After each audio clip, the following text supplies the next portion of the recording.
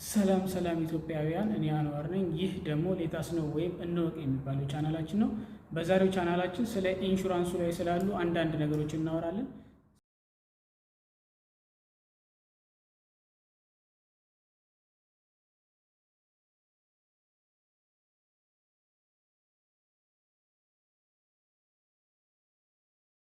ኢንሹራንስ ላይ አለ ብለን የምናስበው ነገር ምንድነው?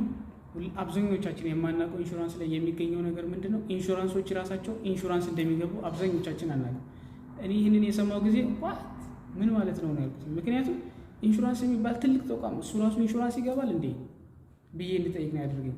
ይህንን በምልበት ሰዓት ግን ያገኘሁት መረጃ የሚገርም ነው። ምክንያቱም እንኳንና ኢንሹራንስ የሚገባ ይቀርና ኢንሹራንሱ የገባው ትልቁ አካል ራሱ እንደገና ሌላ ኢንሹራንስ ሶስተኛ ኢንሹራንስ እንደሚገባ ነው። የመጀመሪያው ኢንሹራንስ ለምሳሌ አዋሽም ይሁን ኦሮሚያም ይሁን መድንም ይሁን አንድ ኢንሹራንስ ብለን ካሰብን እነዚህ ኢንሹራንሶች የሚያደርጉት ነገር ምንድነው? የመጀመሪያውን ከስተመር ነው ወደ እነሱ የሚያመጣ።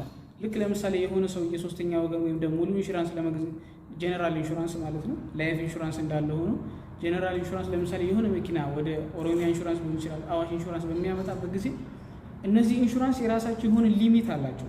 ምንድነው ያኛው? ለምሳሌ መኪናው ትልቅ መኪና ከሆነና አንበልና በመኪና ደረጃ እንኳን ሁሉም ኢንሹራንሶች በቂ ናቸው። ግን ትልቅ ፎቅ ለምሳሌ 100 ሚሊዮን የሚያወጣ አንድ ፎቅ ቢኖርና ያንን ፎቅ ለፋየር ኢንሹራንስ ወይም ደግሞ የእሳት ኢንሹራንስ ብንገባለት ያ ኢንሹራንስ ቅድሚያ የሚያደርገው ነገር ምንድነው?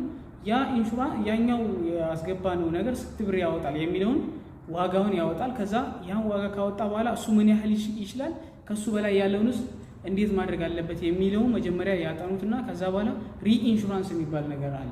ምንድነው ሪኢንሹራንስ ማለት? ኢንሹራንስ ኦፍ ኢንሹራንስ ኢንሹራንስ ማለት ነው። እና ኢትዮ ኢንሹራንስ የሚባል ደግሞ አለ እንደ ሀገር አቀፍ ኢትዮጵያ ላይ። እዛ ይሄዱና የሆነ ያህል ፐርሰንት ራሳቸው ለምሳሌ 100% ከሆነ 40% እነሱ የሚችሉ ከሆነ 60% ለዛ ፎቅ ሌላ ኢንሹራንስ ይገቡለታል ማለት ነው። በዛ አይነት ሁኔታ ኢንሹራንሶች ራሳቸው ምንም አይነት ኪሳራው ሳይገቡ ራሳቸው ለምሳሌ ያ ፎቅ ሙሉ ለሙሉ ቢወድም ራሱ ያ ኢንሹራንስ የሚጎዳው ያቺን መጠን ነው ማለት ነው። ያቺን 40%ን ነው ማለት ነው። ሙሉ ፐርሰንቷን ሳይሆን 100%ን ሳይሆን 40%ን ነው። 60%ን የሚከፍለው ማን ነው?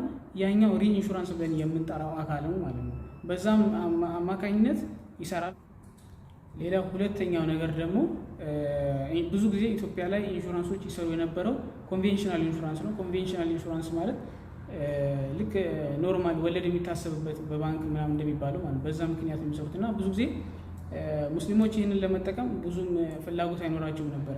ከቅርብ ጊዜ ወዲህ ግን ታካፉል ኢንሹራንስ የሚባል የኢንሹራንስ አይነት መጥቷል። ያ ኢንሹራንስ ምንድነው የሚያደርገው? ልክ ከወለድ ነፃ የባንክ አገልግሎት እንደምንጠቀመው አይነት አገልግሎት ነው የሚጠቀመው ማለት ነው። በዛም መሰረት ብዙ ሙስሊሞች ይሄንን ፊቸር እየተጠቀሙት ይገኛሉ ማለት ነው። ሁለተኛውና ብዙዎቻችን የማናውቀው ሌላኛው የኢንሹራንስ ፊቸር ደግሞ አዲሱ ፊቸር ምንድነው? ታካፉል የሚባለው የኢንሹራንስ አይነት ነው ማለት ነው።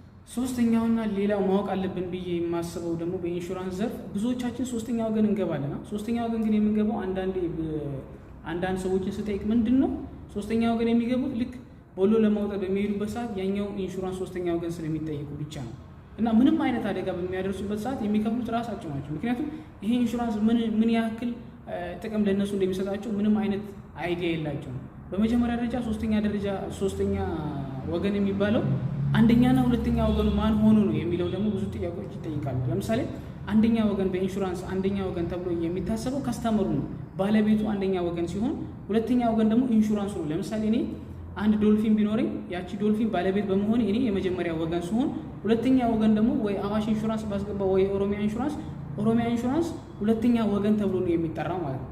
እና ሶስተኛ ወገንስ እነማን ናቸው በሚባልበት ሰዓት ሶስተኛ ወገን የሚሆኑት ያንን ዶልፊን የሚጠቀሙት ተጠቃሚዎች ናቸው ማለት ነው። ለምሳሌ ከፍሎም ሊሆን ይችላል፣ በተለያየ አጋጣሚ ጭናናቸው ሊሆን ይችላል። እነሱ ላይ አደጋ በሚደርስበት ሰዓት ሶስተኛ ወገን ተብሎ ነው የሚጠራው ማለት ነው። ሶስተኛ ወገን በሚሆንበት ሰዓት ምን ጥቅም ያገኛል? ምን ሶስተኛ ወገን በምንገባበት ሰዓት ምንድን ነው የሚያስፈልጉት? ለምሳሌ በምንልበት ሰዓት ከቨር የሚያደርግልን ልክ የሰው ህይወት በሚጠፋበት ሰዓት እስከ 40 ሺህ ብር ድረስ ኢንሹራንሱ ከቨር ሲያደርግልን፣ የቀላል ጉዳት ከሆነ ደግሞ ለሕክምና የሚሆን 2 ሺህ ብር እንዲሁም ደግሞ ሌሎች እቃዎች ላይ የሚደርስ ጉዳት ከሆነ ደግሞ እስከ 100 ሺህ ብር ድረስ ይረዳናል ማለት ነው ኢንሹራንሱ። ይህንን ነገር ግን ብዙዎቻችን ሳናቅ ዝም ብለን እንዲሁ በግቡ ስለተባለን ብቻ ኢንሹራንስ ያስፈልጋል ስለተባለ ብቻ ለመኪኖቻችን እንገባለን ማለት ነው። ውድ የኢትዮጵያውያን ለዛሬ ይዤላቸው የመጣሁት በኢንሹራንስ ዘርፍ 3 ማወቅ አለባቸው ብዬ ያሰብኳቸው አንዳንድ ነገሮች እነኚህ ነበሩ። ላይክ፣ ሼር፣ ሰብስክራይብ ማድረጋችሁን እንዳትረሱ።